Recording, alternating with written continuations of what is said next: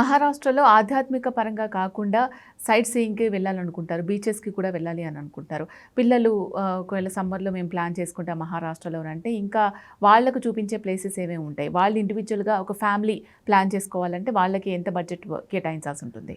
Customise చేసుకోవచ్చండి. మీరన్నట్టుగా only hill stations plan చేసుకోవాలనుకుంటే మనకి పూణే వెళ్ళడానికి almost all access by train అయినా వెళ్ళొచ్చు, ఫ్లైట్ అయినా వెళ్ళొచ్చు. లేదు మనం బై రోడ్ ట్రావెల్ చేయాలనుకున్నా సరే పూణేకి వెళ్ళిపోవచ్చనమాట. Pune in and around like Lonavala, Khandala, తర్వాత మహాబలేశ్వర్.